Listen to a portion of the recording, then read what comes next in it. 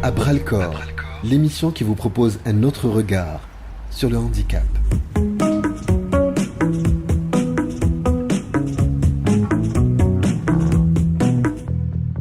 Bonjour à toutes et à tous, voilà, c'est sous la pluie que je m'apprête à faire aujourd'hui à bras-le-corps.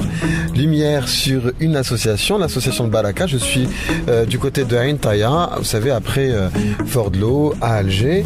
Et bon, j'avoue que je me suis un petit peu perdu, hein. Je ne me suis pas spécialement retrouvé. Donc ça fait un petit moment que j'essaye, voilà, qu'on essaie d'un peu de me guider pour trouver l'endroit. Donc le but, c'est d'aller visiter l'association, de découvrir un peu les membres de cette association, les activités aussi, les projets de l'association de Baraka qui œuvre, on le sait, depuis un bon bout de temps autour de la prévention routière. Mais c'est sur un autre volet que nous allons nous pencher aujourd'hui. Nous allons parler justement de l'insertion des enfants handicapés en milieu scolaire. Voilà, donc ce que je vais faire là tout de suite, c'est voilà, me garer et appeler une certaine Rania qui est en charge justement du projet lié aux enfants handicapés et le milieu scolaire. C'est elle qui, depuis tout à l'heure, me guide. Oui, Rania. Alors, tu es près des arrêts de bus? Là, je suis au niveau des arrêts de bus, effectivement. Si tu continues un tout petit peu, tu vas trouver la montée à l'hôpital. Tu prends un étage vers l'hôpital. Oui. Le premier tournant sur ta gauche, tu le prends tout droit.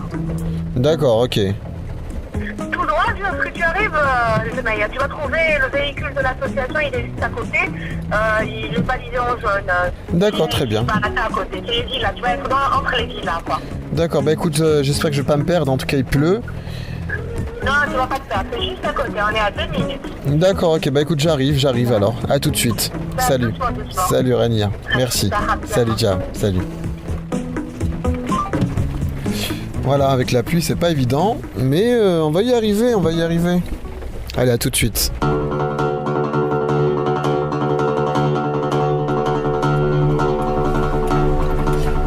Salam alaikum. Khoya Smali. طلعت على السبيطار. واحد 200 متر على الطرواي. D'accord, ok. Ok, ça va.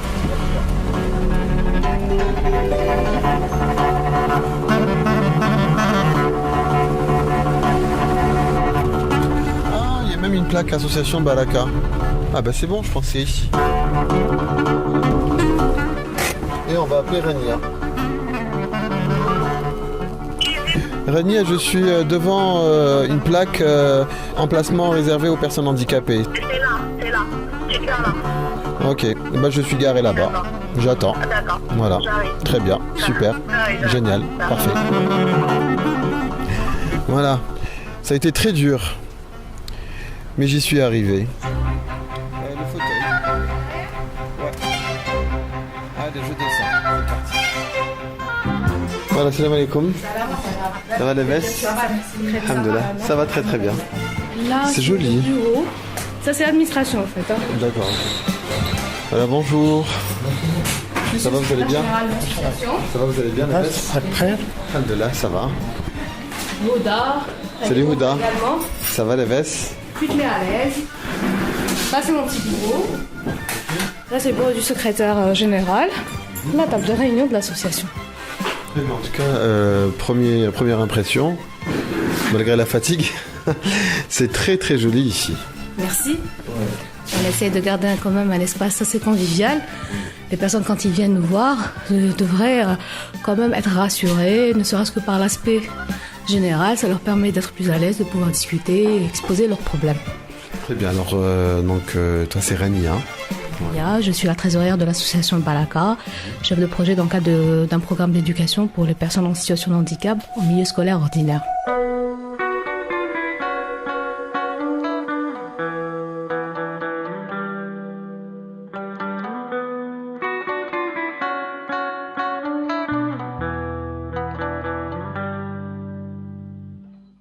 Au niveau de la plaque, on voit association d'aide aux handicapés. Est-ce que c'est principalement axé sur l'aide? Est-ce que c'est réellement l'appellation qui résume un peu l'esprit de l'association? Non, pas du tout. Il faut comprendre que notre association elle a été créée en 1999 en tant qu'association de localité. Donc on faisait du soutien, de l'aide, de l'assistanat, etc., comme font toutes les associations en général. Mais après 2 ans, à peu près 2 ans à 3 ans d'activité, nous nous sommes rendus compte que nous rendons pas vraiment service, ni à nous, ni aux personnes que nous soutenons. C'est vrai, de soutenir, ça aide cette famille-là aujourd'hui, ça l'aide demain, ça l'aide après-demain, mais jusqu'à quand on va faire ça? Est-ce qu'on va faire ça toute notre vie? Est-ce qu'on est réellement en train de rendre service à ces personnes? On prenait tout type de handicap, c'était très lourd. On faisait la demi-pension ici, donc on cuisinait ici, on donnait des repas aux gens, enfin des enfants surtout, c'est des adolescents la plupart d'entre eux, et on les recevait, et finalement quel est le service qu'on leur rendait? Avec le séisme de 2003, ça nous a amené à réfléchir. Bon, on a évolué en association nationale parce qu'il y avait beaucoup de demandes aussi de l'intérieur du pays, ça s'est fait en 2000. Mais après 3 années d'affilée, on s'est rendu compte qu'il fallait qu'on change notre optique. Et c'était grâce à un partenaire qui est Handicap International qui nous a permis d'évaluer nos forces aussi, nos capacités. Est-ce qu'on est capable de continuer avec cette charge-là ou faudrait-il pas changer de vision, d'approche, de stratégie pour être plus rentable à la société, pour exploiter nos capacités, parce que nous sommes des membres du bureau avec des capitales expériences, chacun d'entre nous dans un domaine ou dans un autre, et du coup, ne serait-il pas plus rentable pour la société de changer de vision? Vous avez opté pour quelle vision? Notre vision, c'est bien beau de faire de l'assistanat, parce que ça aide, on ne va pas le nier. On a gardé un esprit plus ou moins réduit. Nous prenons en charge un type de handicap. On n'est pas capable de répondre à tous les types de handicap. Donc on s'est focalisé sur le handicap moteur. Pourquoi moteur? Parce qu'il y a une possibilité d'améliorer le cadre de vie pour les enfants handicapés moteurs. Si on leur donne la possibilité d'aller vers l'éducation scolaire ou finir ses études universitaires et travailler, pourquoi pas? À ce moment-là, il devient autonome, rentable à la société. La vision, c'est de répondre aux besoins de la personne en situation de handicap en l'orientant vers les services qui sont les plus à même de répondre à ses besoins. Informer sur les droits de la personne handicapée. Il faut que les gens connaissent quels sont leurs droits, quelles sont leurs obligations. Permettez-moi, je vais faire une pause, une entrave à la question et je vous présente la présidente de l'association qui est là, qui vous attend depuis ce matin, qui a reporté plusieurs fois ses rendez-vous. Donc, Madame Flora Boubergout. Voilà. Moi, des charges, c'est pas de ma faute. Mais là, tu supprimes ça, hein? Non, je garde.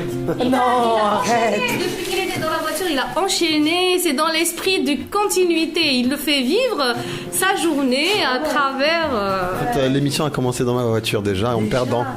Ah, très bien. Bienvenue, Monsieur Yazid, et merci pour l'attention que vous prêtez à la société civile à travers le mouvement associatif. Et encore bienvenue chez nous, dans notre espace. Au niveau en tout cas, je le disais tout à l'heure, vraiment quand je suis arrivé, il y a déjà des bonnes vibrations. L'endroit est très calme et très agréable. Franchement, toutes les conditions, je pense, sont réunies pour faire du bon boulot ici. Absolument. Ça fait quand même plus de 12 ans maintenant depuis que nous sommes installés ici au niveau de cet espace. Donc c'est un généreux donateur qui nous a mis à nos dispositions cet espace pour recevoir justement cette frange de la société, puis activer, mener nos actions, nos projets, nos programmes, et ça pour dire encore que dans notre pays, la solidarité existe et c'est très bien, quoi. Il faut que tout le monde justement s'unisse pour accompagner les personnes qui sont en situation difficile, ou personnes handicapées, ou tous ceux qui ont besoin. On a tous besoin l'un de l'autre aussi. Vous savez, on peut pas s'assurer tout seul en se disant non, moi je suis épargné par la maladie ou l'handicap ou la pauvreté, ou du jour au lendemain peut perdre son travail, se retrouver dans des difficultés. Je crois que c'est ça justement. Il faut encourager le mouvement associatif. Il faut l'encourager. Et moi, si j'ai un appel à lancer, c'est ça justement. Unissez-vous, rentrez dans des mouvements comme ça. Et c'est comme ça qu'on peut défendre des causes et faire avancer les choses.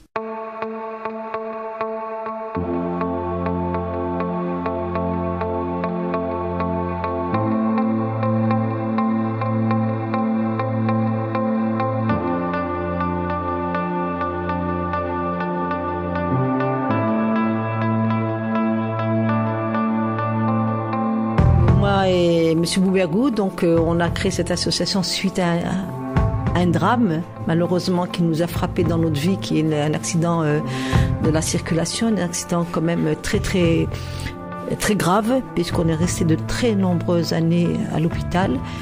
Et après, on s'attendait pas à vivre des difficultés aussi importantes quand on devient une personne en situation de handicap. C'est-à-dire au moment où quand on est en bonne santé, c'est vrai qu'on est là, on a des projets, on a sa santé, donc la vie nous paraît facile, belle. Bon, elle continue à être belle, mais c'est différemment. Ah oui, différemment, absolument.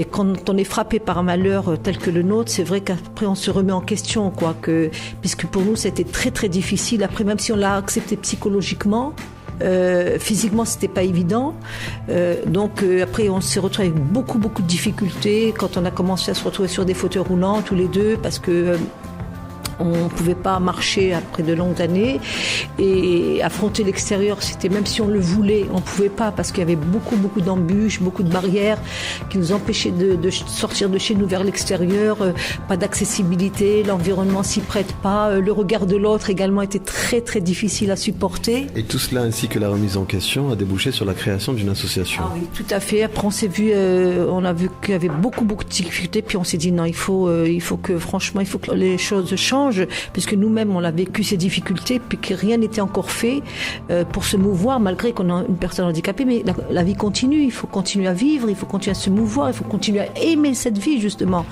Et alors le changement s'est fait même après la création de l'association, puisque Rania, justement trésorière de l'association, m'a expliqué qu'au départ la démarche était différente que celle qui existe aujourd'hui. Donc au départ c'était vraiment du cas par cas, c'était vraiment de la solidarité, et maintenant c'est vraiment des projets pour que tout le monde puisse profiter justement de l'amélioration de la situation des personnes handicapées. Écoutez, nous on a appris sur le tas, on n'a pas été formés, on est rentré dans le mouvement associatif avec notre cœur.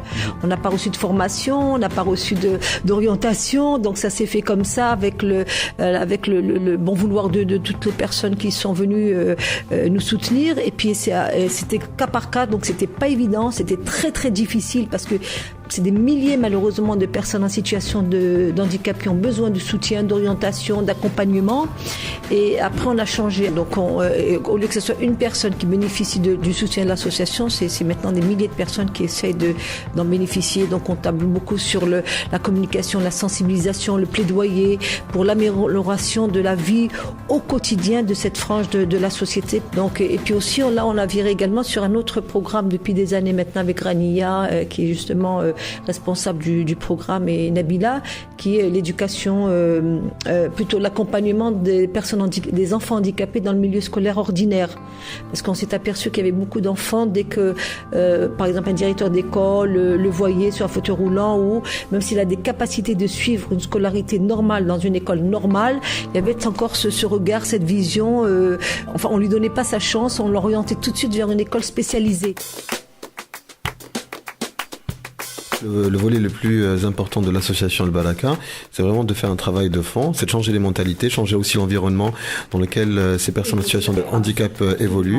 La sensibilisation fait partie aussi de vos activités, et c'est le cas concernant justement la violence routière. Absolument. D'ailleurs, j'en profite, vous m'en donnez l'occasion aujourd'hui, je profite de remercier la chaîne 3 qui nous donne toujours justement cette chance de faire passer notre message à travers vos ondes. Et c'est une très bonne chose, que la radio est à la disposition aujourd'hui de la société civile. Très souvent, quand on vous sollicite, vous répondez. On est service public.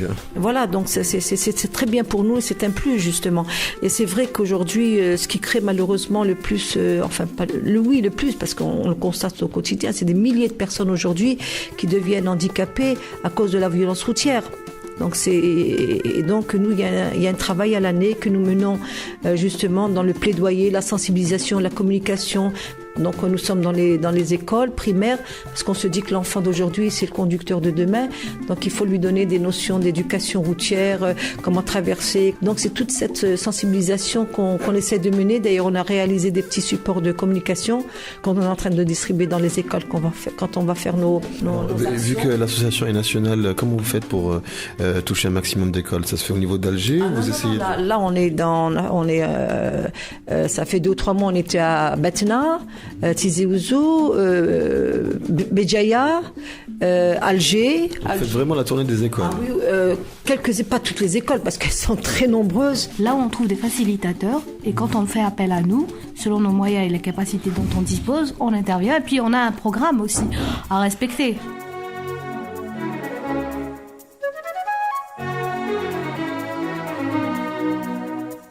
Alors, Rania Ben Kholouf, vous êtes trésorière de l'association El Baraka, mais vous êtes également chargée d'un projet lié aux enfants handicapés et le milieu scolaire. Ce projet-là, au fait, découle d'un autre projet. On a beaucoup travaillé sur l'éducation des enfants, comme ça nous tient à cœur depuis pratiquement la création de l'association. On a beaucoup axé nos efforts sur l'enfant handicapé et sa scolarité. Nous sommes convaincus que l'enfant handicapé, si on lui donne les moyens pour être bien pris en charge avec tout le matériel adapté, les accessibilités qu'il faut, l'adaptation du cursus scolaire, TAO, etc., il peut devenir autonome demain. Il peut espérer travailler, aller vers l'emploi, se prendre en charge, ne plus avoir besoin d'être pris en charge. Il n'y a pas pire handicap que la méconnaissance.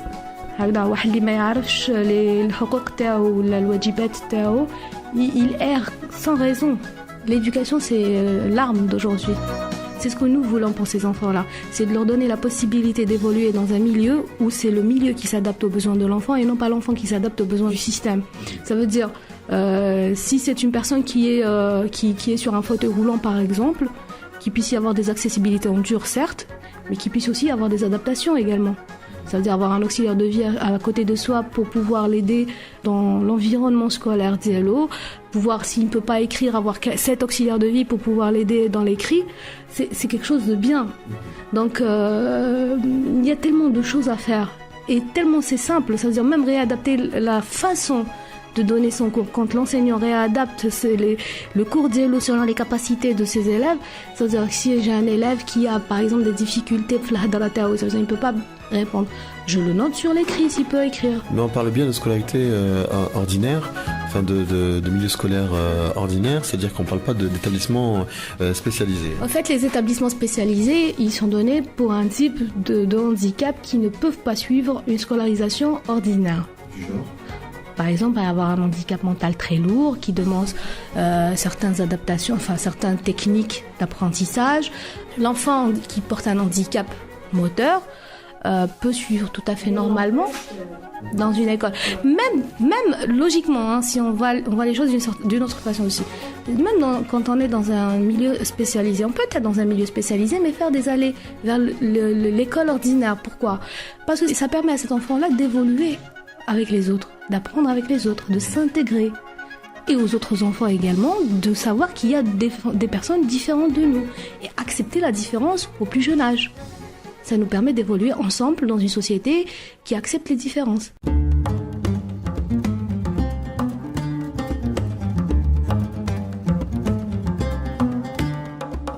Quelles sont les solutions pour que cet idéal soit atteint justement ? En fait, pour qu'un enfant puisse avoir une scolarité dite normalisée ou bien dans une école ordinaire, il faudrait déjà, dans un premier temps, prendre du départ de l'enfant de chez lui jusqu'au moment où il arrive à l'école et entrer à l'école. Ça veut dire prendre tout ce qui est en termes d'accessibilité, de transport, en termes tout ce qui peut lui faciliter l'accès sans qu'il ait recours à d'autres personnes. Maintenant, si l'enfant a besoin d'un accompagnateur, créer des postes d'accompagnateurs. On a bien des étudiants licenciés qui n'ont pas de travail, qu'on peut former pour être des auxiliaires de vie scolaire au sein des établissements, les détacher dans ces établissements. Ça veut dire si les ministères travaillaient en collaboration, on peut créer certaines choses. Nous, on peut proposer des solutions, mais on ne peut pas leur dire il faut le faire maintenant ou là. On sait que c'est quelque chose qui demande beaucoup de temps pour que ce soit fait. L'Algérie elle est très grande et très vaste et chaque région a ses spécificités, ses potentialités. réalité. Maintenant, l'enfant a besoin de certains matériels d'adaptation que parfois on ne trouve pas facilement pour pouvoir mieux écrire plus facilement peut-être, ou bien enregistrer le cours pour pouvoir qu'à la maison quelqu'un puisse nous le recopier, avoir peut-être un petit ordinateur pour pouvoir l'utiliser. Il y a tellement de choses que nous pouvons faire. Mais avant tout ça, il faut que l'enseignant soit formé à recevoir ces enfants-là. Parce que quand on ne connaît pas le handicap, on en a peur. Mais quand on connaît, on sait quels sont les besoins de cet enfant-là. Ça veut dire, il est sur fauteuil roulant, c'est pas la fin du monde. Ça veut dire, il est là, mais il a un cerveau avec lequel il réfléchit, il peut participer, il peut faire des choses. Il faut lui donner la possibilité de faire. Il a peut-être besoin d'un peu plus de temps que d'autres pour répondre à une question. Peut-être qu'il a juste besoin qu'on lui explique différemment le cours.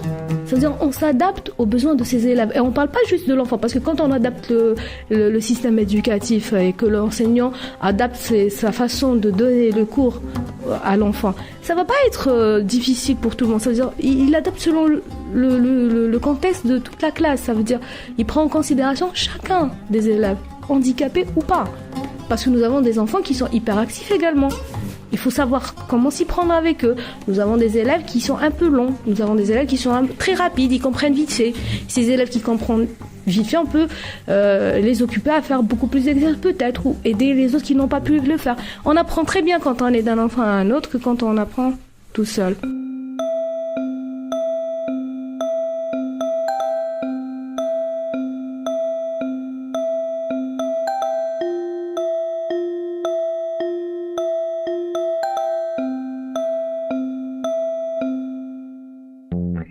Aussi des chefs d'établissement qui refusent d'accueillir ces enfants-là. Il y a beaucoup de chefs d'établissement qui font pas d'efforts, carrément. La loi est là, il suffit juste de l'appliquer. Et si on l'applique, tous ces enfants-là, on va pas les laisser sur le bord du trottoir. Ils seraient scolarisés.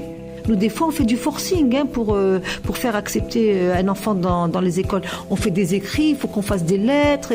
Et là, c'est nous-mêmes qui l'emmenons au chef de l'établissement, le sensibiliser en disant mais donnez-lui sa chance. Ça peut être parce que l'éducation, ça va être tout pour lui. Ça va être un citoyen part entière. Ça va être une difficulté en moins pour l'État, pour sa famille.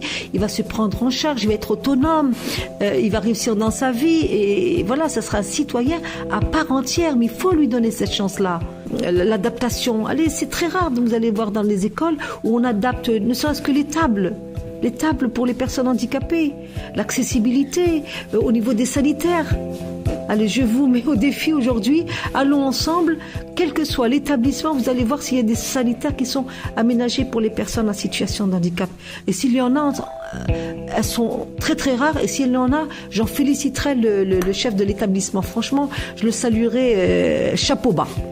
Voilà où la marginalisation, où elle se situe. Juste pour ajouter par rapport à ce que vient de dire Flora, c'est que c'est vrai que parfois on trouve des chefs d'établissement qui n'acceptent pas ou n'admettent pas un enfant qui porte un très lourd handicap dans son établissement scolaire et réorientent la famille vers des centres spécialisés. Mais d'un autre côté, il faudrait penser à ces familles-là qui sont méconnaissantes des droits de leur enfant. C'est-à-dire si les parents savent que leurs enfants ont droit à la scolarité, ils peuvent défendre le droit de leur enfant. Maintenant, ce qu'il y a, c'est que souvent, on a des familles ou des parents qui ne savent pas, etc. Et ils ne savent pas vers qui se tourner, au fait. Ils ne pensent pas aller vers une association forcément, et puis c'est trop tard. Ce qu'on leur dit aux parents, quand vous ne savez pas, rapprochez-vous des associations, rapprochez-vous des personnes qui savent. Ils peuvent vous orienter, ils peuvent vous dire ce qu'il y a lieu de faire. Et on est là pour ça. Les associations sont là pour ça. Si elles sont créées pour un but bien précis. Et là, on revient sur la vision. Voilà, la vision qui a changé, qui est devenue la vôtre. Justement, orientation, formation, sensibilisation et ouvrir aussi les yeux à certaines personnes. Tout à fait. Voilà. Pour ajouter par rapport à l'enfant, tellement on lui donne une très grande importance au niveau de l'association, c'est que nous avons 2 projets qui sont réellement rien que pour l'enfant. C'est-à-dire on milite pour sa scolarisation, donc améliorer son cadre de vie scolaire. Et on a un programme ludique pour ces enfants, mais c'est pas seulement des enfants en situation de handicap, c'est des enfants en déperdition scolaire, ça veut dire ça peut être des personnes valides également. Ce qu'il y a, c'est que nous ne marginalisons pas l'enfant valide. il intègre également notre programme. Ça lui permet. Mensoro, ils croient toujours dans un même environnement. C'est-à-dire ils sont là avec des personnes handicapées, ils travaillent ensemble, ils s'amusent ensemble, ils apprennent ensemble. Et c'est très très très très bien.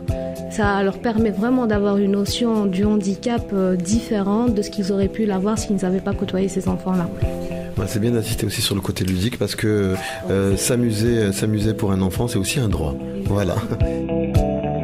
Très bien, en tout cas merci beaucoup, merci à vous, bravo pour tout ce que vous faites et puis je vous dis à très vite pour d'autres aventures parce que il est question aussi de suivre ces petits projets et de voir comment ça grandit. Voilà, merci à vous, merci.